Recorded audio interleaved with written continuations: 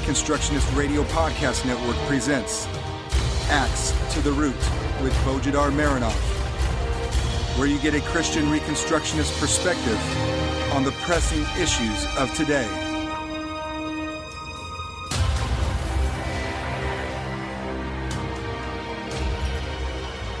Welcome to episode 16 of Axe to the Root podcast, part of the War Room Productions. I'm Bo Marinov, and for the next 30 minutes we will be talking about the Sabbath, the Fourth Commandment, the real biblical meaning of the Fourth Commandment, and about the attempts of modern Pharisees to keep the Fourth Commandment in ways contrary to its very meaning and purpose.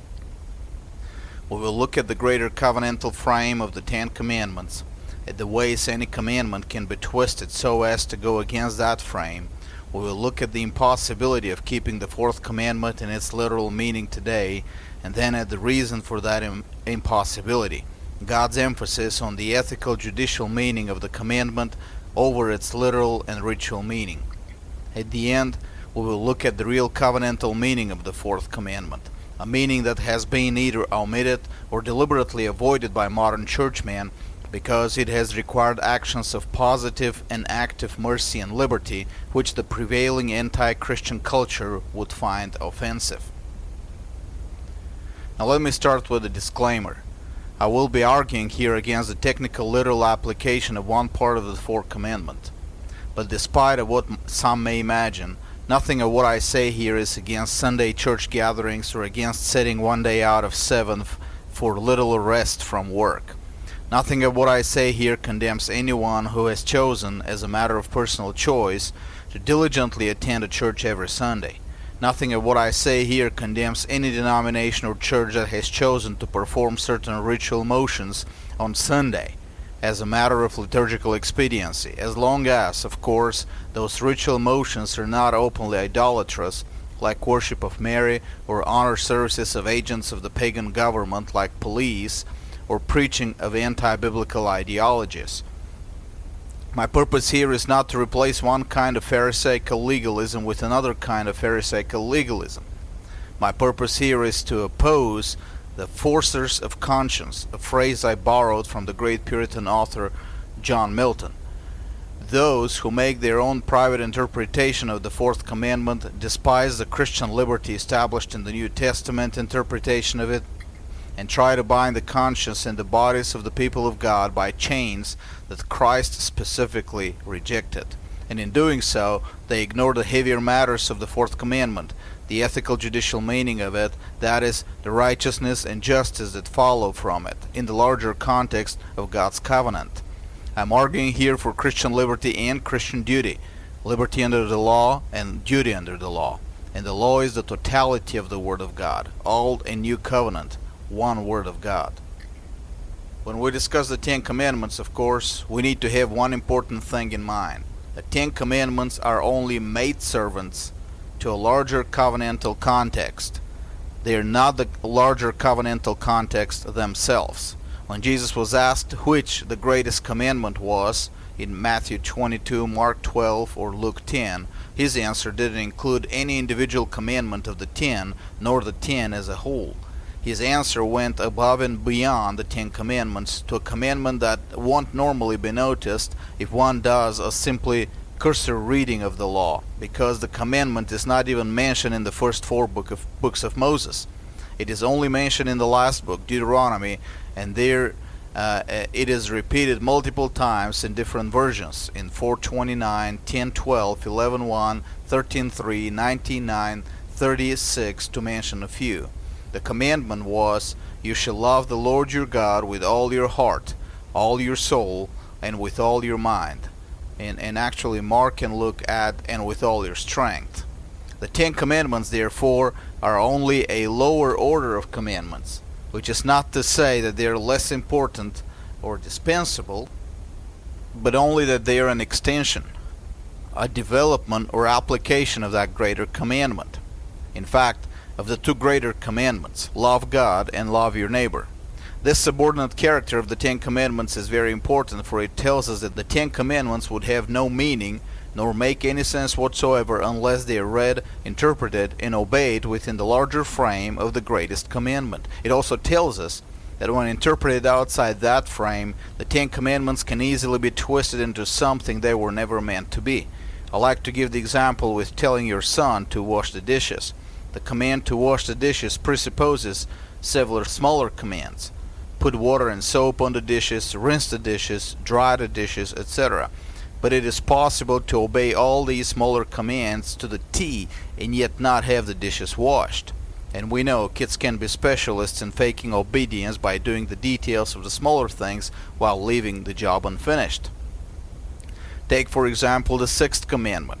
If we just interpret it literally and try to obey it literally, isolated from the rest of the covenant, we shouldn't have death penalty, for the word for murder is no different from the word for innocent manslaying. Jesus also gives examples in Matthew 23 of literal interpretation of commandments, which is isolated from the larger context of the covenant, and thus eventually contradicting the covenant. We need to be careful, therefore, when we read any of the Ten Commandments individually and isolated from the larger context, for we are running the risk of concocting a system of fake obedience to the law, which in itself is violation of the law. And the Fourth Commandment is no exception to this rule. In the light of this, there are two myths preached in some modern churches concerning the Sabbath and the Fourth Commandment, which myths are based on an interpretation which is, in the final account, contrary to the covenant of God. First, the myth that the Sabbath was a day of worship. R.J. Rushdoony dealt with this myth in his book Institutes of Biblical Law, chapter 4, so here I will give my short refutation of it. Nowhere does the Bible declare the Sabbath to be a day of worship. It is a day of rest, and that's the very meaning of the word Shabbath, rest. The pattern work versus worship does not exist in the Bible. The pattern in the Bible is work versus rest. The first version of the Fourth Commandment in Exodus 28 through 11 specifically ties the Sabbath day to the creation week. And I quote, For in 6 days the Lord made the heavens and the earth, the sea and all that is in them, and rested on the seventh day. Therefore the Lord blessed the Sabbath day and made it holy. End of quote. To imagine that this verse speaks of a work-worship pattern is to imagine that on the seventh day God worshipped.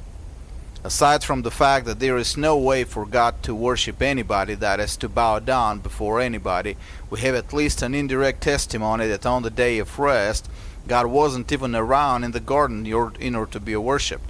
If Adam and Eve committed their sin on the seventh day, as is the belief of many commentators, God only returned to them at the end of the day. They were supposed to rest, not to worship. The law of God had provisions for enforcing the Sabbath, and not a single one of these provisions had anything to do with ritual worship. They all had to do with rest versus work.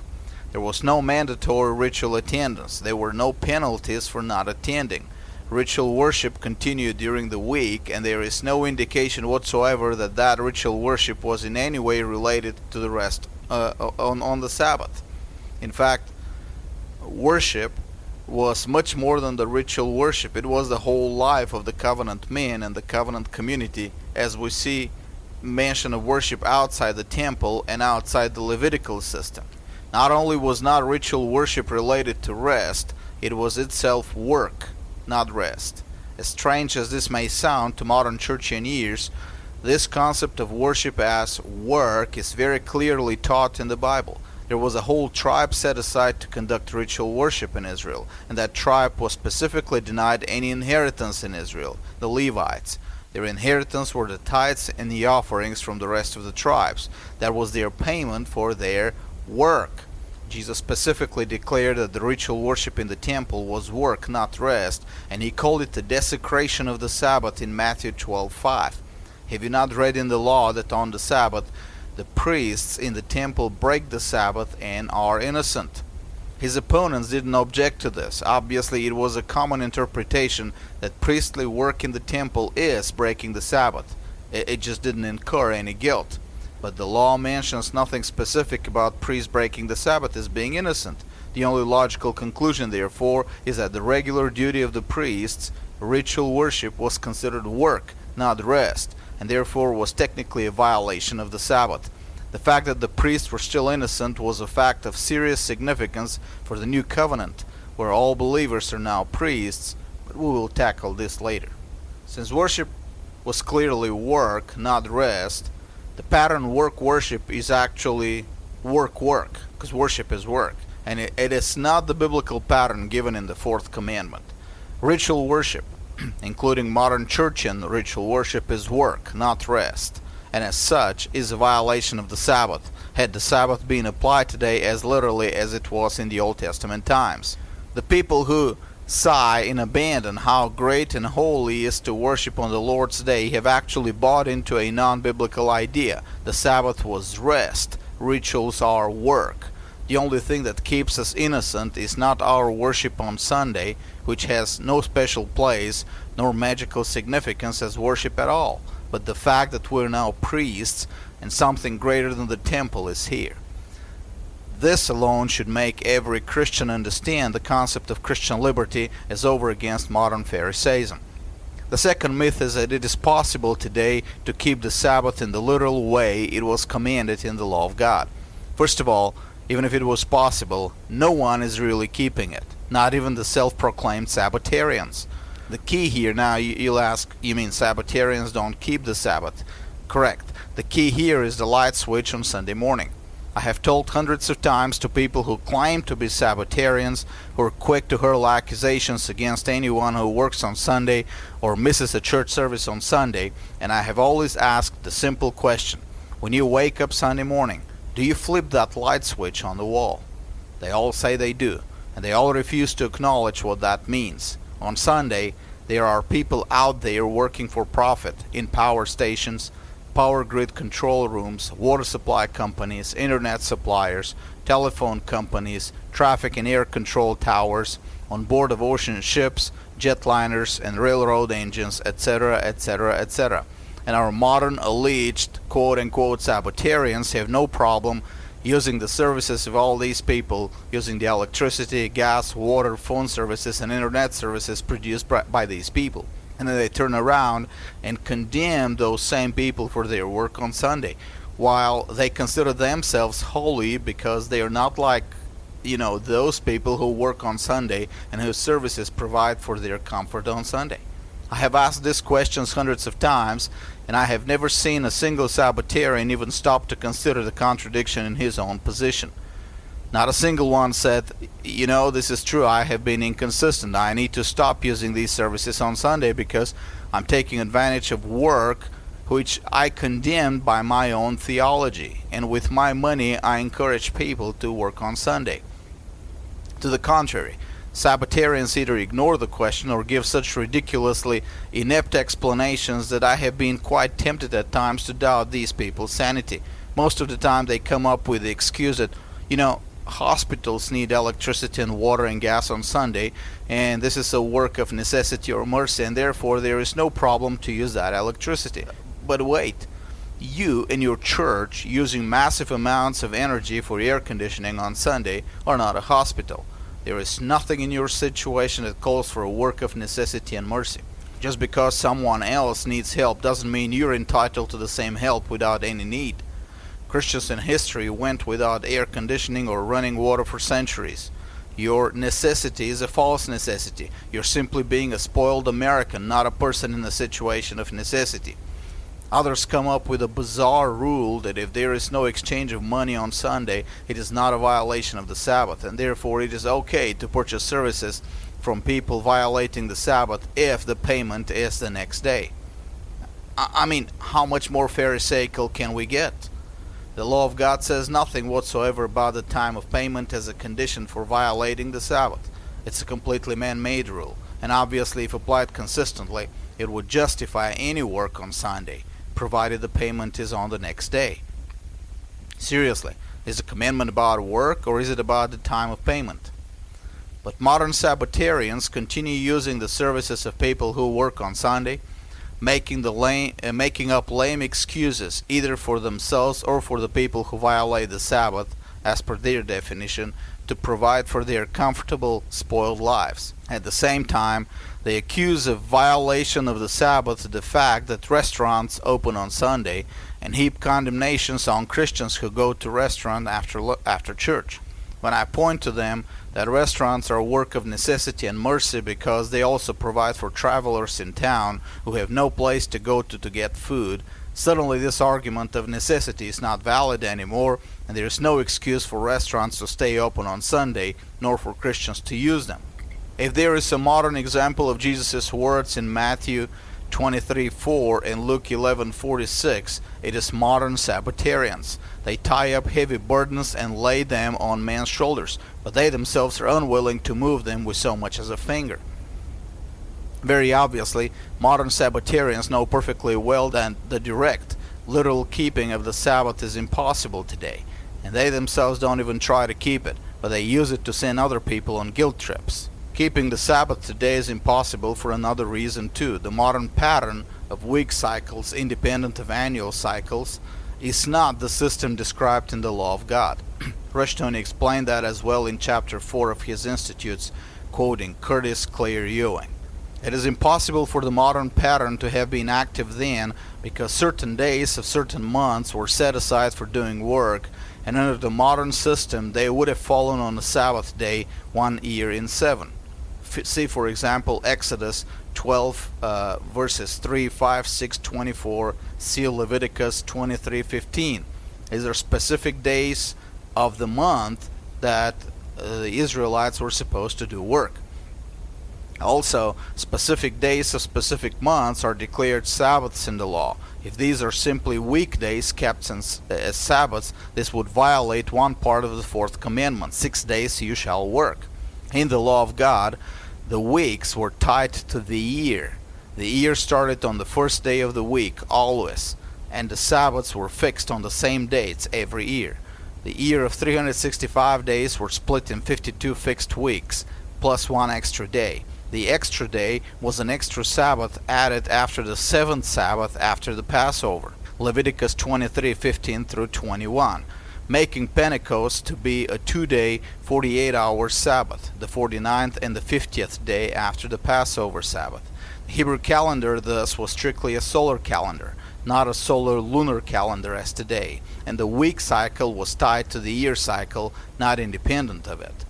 Thus, keeping the Sabbath according to the modern calendar, which has the additional problem of leap years as well, has nothing to do with keeping the Sabbath according to the law of God. At best, it is simply taking a tradition much more recent than the law of God as given to Moses, and arbitrarily assigning some ritualistic magical quality to certain days according to that tradition.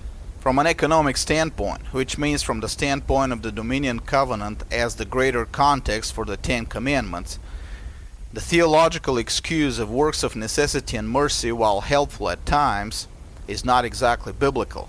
And in fact, it's not even helpful most of the time.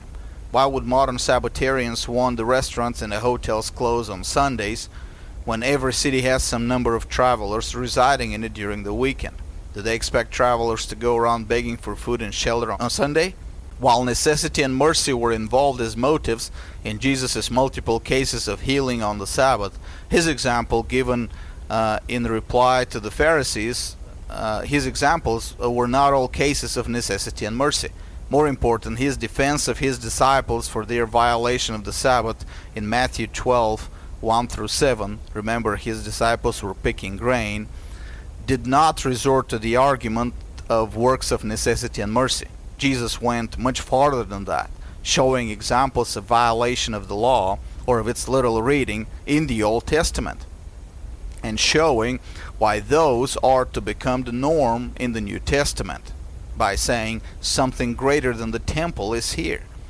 This specific verse is one of the two avoided like the plague by modern Sabbatarians because it does show a very clear discontinuity which establishes, let me repeat and emphasize this, that such violations of the Sabbath will become the norm in the New Testament. Something greater than the temple is here. And judging from the whole context of the New Testament, that something greater is to remain here with us until the end of the age. The emphasis on the phrase necessity and mercy is rather based on the need for a religiously sounding excuse. A better and more comprehensive term would be an economic term, works of maintenance and damage control. Jesus' examples in response to the Pharisees were given in this context, taking one's ox to the water on the Sabbath. maintenance, and pulling a child or an ox out of a pit, damage control.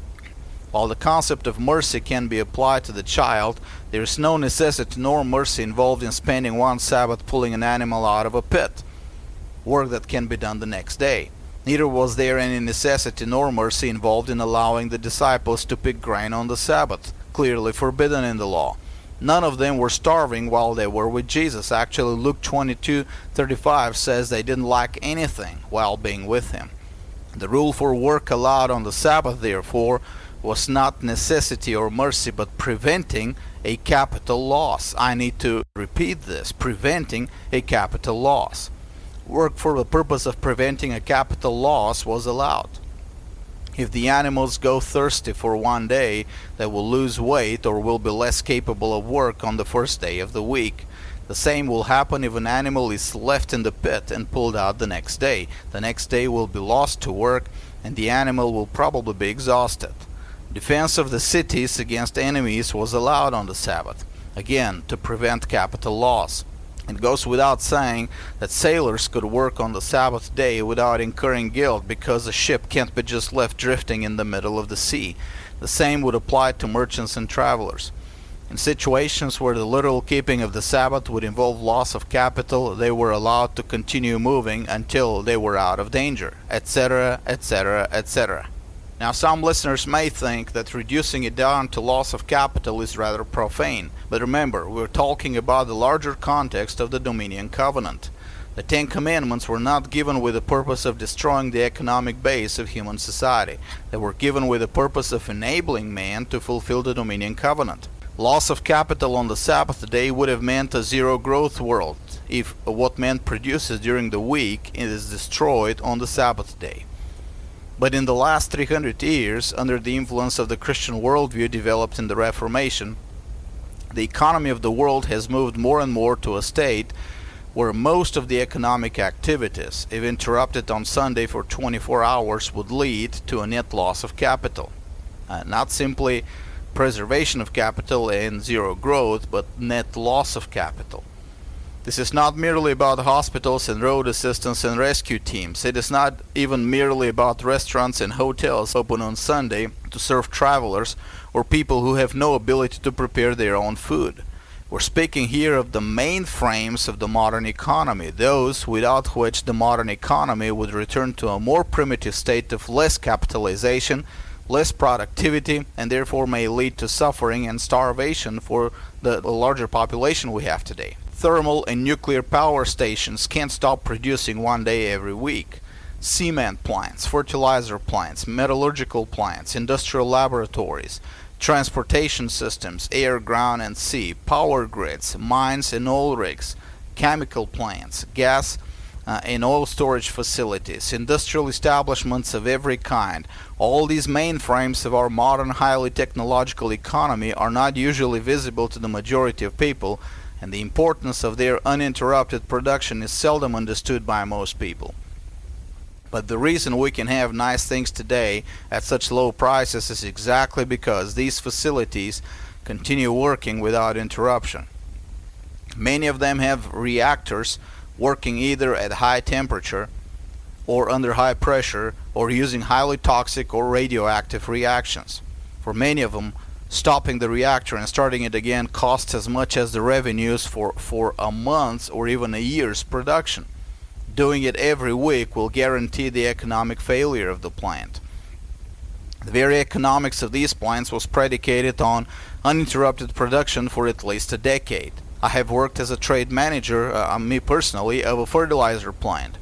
Now let me tell you this. Some of the reactors, as big as 10-story buildings, had to have a constant supply of raw material in continuous production. For stopping the production requires 2 months of cleanup from the toxic residue. Metallurgical plants can't stand a decrease of temperature to non-production levels, for this will mean cracking of the concrete base and skeleton for many of them, etc., etc., etc. Modern Sabbatarians are usually clueless of these workings of our modern economy. The truth is, more than half of the jobs around the world today are in businesses that cannot afford to stop work 1 day out of 7. And modern Sabbatarians just continue using these products while accusing those who produce them in breaking the Fourth Commandment. Such development of the world's economy, though, must be expected. God promises growth of the gospel, and with it, growth of the economic blessings of the gospel, which will inevitably lead to economic activity in larger volumes and greater efficiency, which means technology. The technological developments of the last 300 years are the product of Christianity and its worldview applied in practice, as many authors have pointed out. In the final account, if Sabbatarians wish to consistently maintain their position, they will have to abandon the world and live as hermits, for living in the modern world is impossible without taking advantage of at least something which involves working on the Sabbath. Thus, from the perspective of the Dominion Covenant, the literal reading of the Sabbath is not only impossible to obey, it will be increasingly impossible to obey. Jesus' words that here is something greater than the temple lay the foundation for it. The Christian worldview applied to economics and technology built on that foundation. So I expect more and more of this alleged violation of the Sabbath to happen every day, more and more. But in reality, it is not a violation of the Sabbath. For the real meaning of the Sabbath, as Jesus shows, transcends the literal command to cease economic activity one day out of 7. And in fact, the real New Testament meaning of the Sabbath rejects the specific sundry judicial application of it. We saw so far why the literal meaning of the Fourth Commandment can't be possibly kept today. But then, why is this commandment in the law one of the 10 Commandments? The answer lies in this most profound and yet utterly ignored today theological statement of Jesus in Mark 2:27, given to the same occasion when his disciples were accused of violating the Sabbath by picking grain. Jesus ended his answer with the words, "The Sabbath was made for man, and not man for the Sabbath." And then, to top it off, "So the Son of Man is Lord even of the Sabbath." Let's stop here and consider. Jesus' disciples were doing something for which in the days of Moses a man was executed, gathering resources on the Sabbath.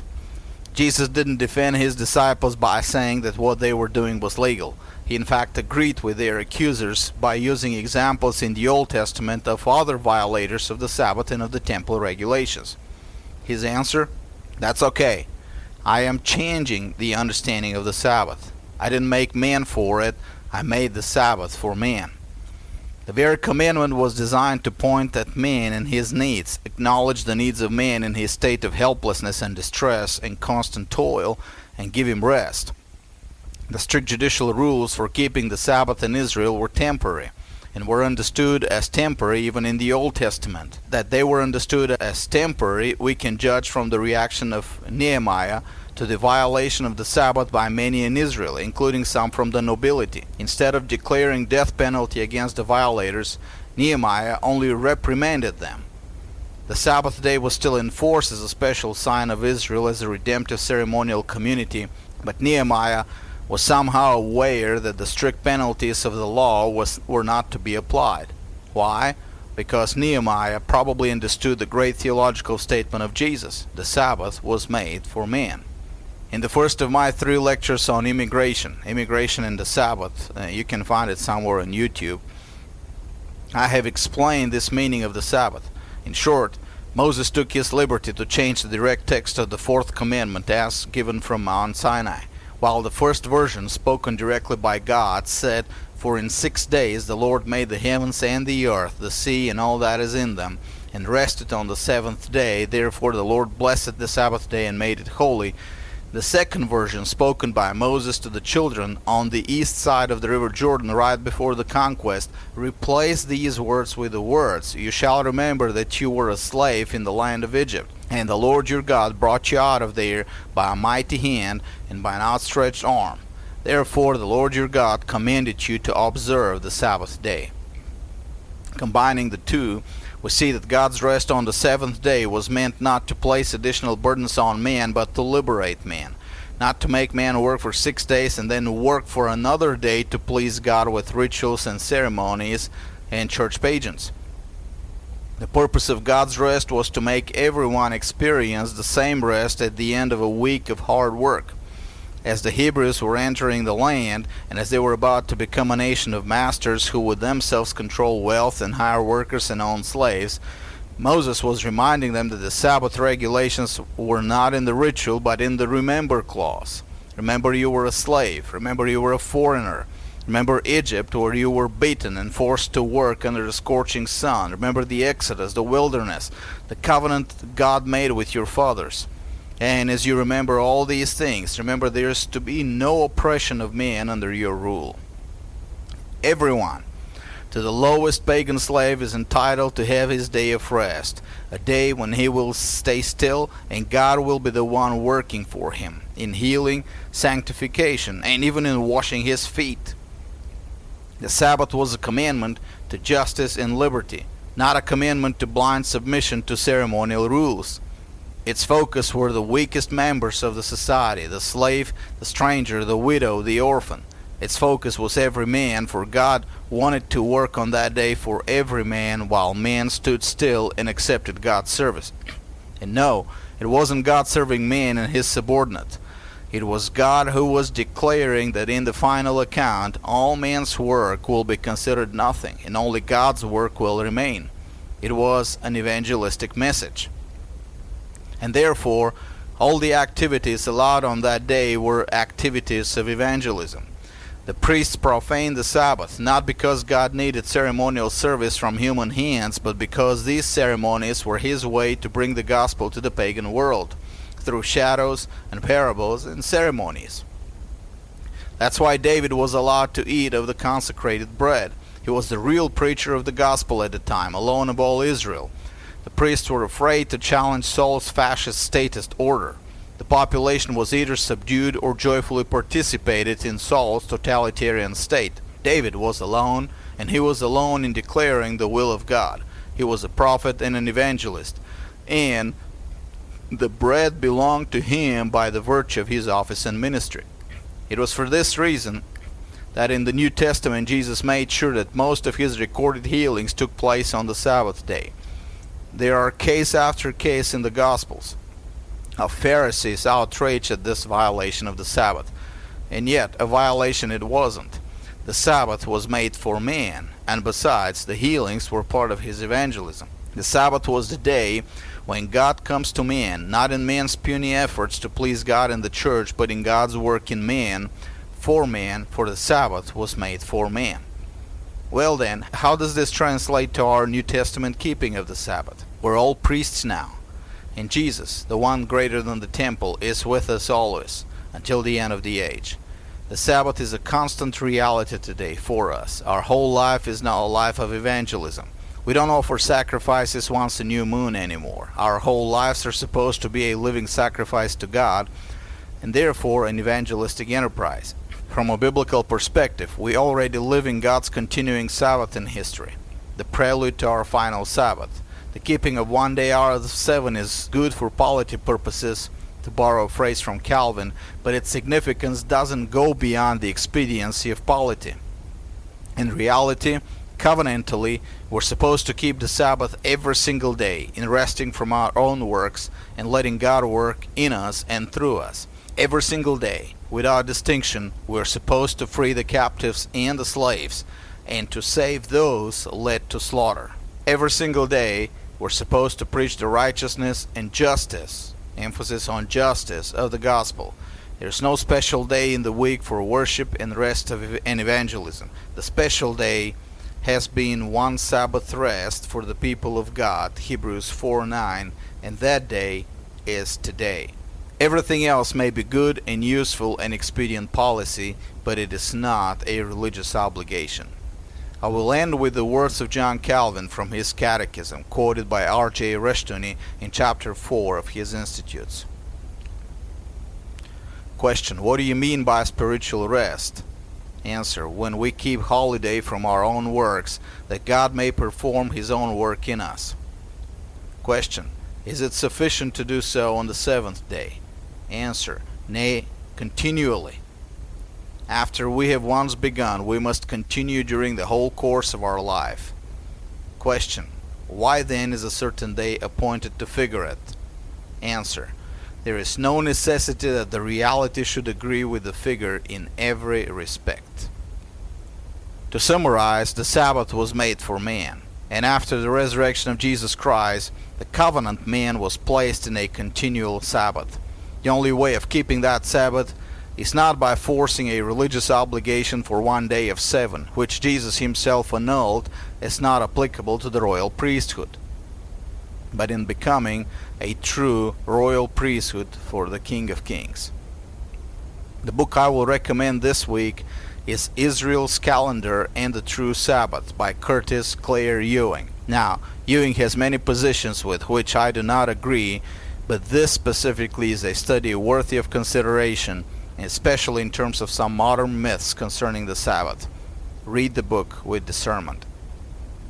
And as I always do at the end of my podcast, I would like to focus your attention on my real work, the mission field in Eastern Europe. God's true Sabbath, the spiritual rest of justice and righteousness, has been ignored for centuries in Eastern Europe. Now is a good time to restore it through preaching and teaching and publishing sound Christian literature. Building that intellectual foundation is what we have been working on for many years.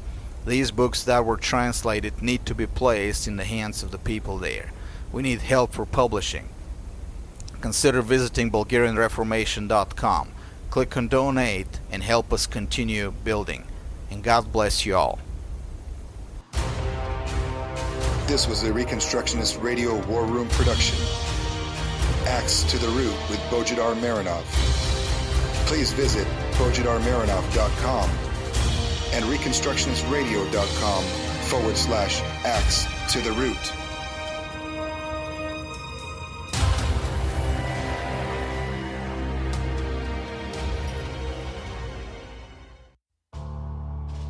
The Reconstructionist Radio Podcast Network brings to you a complete weekly lineup of 8 distinct podcasts.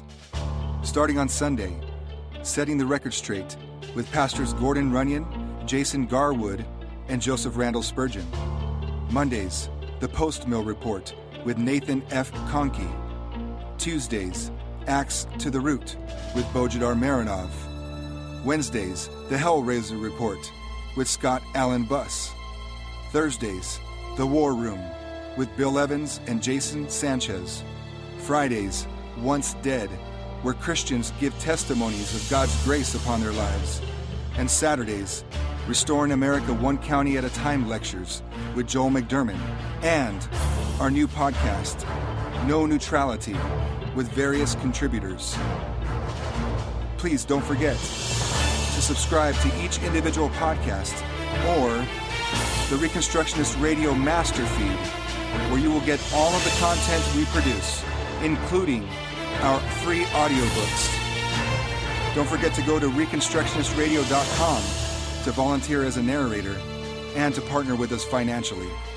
May the Holy Spirit stir you into action for Christ and His kingdom.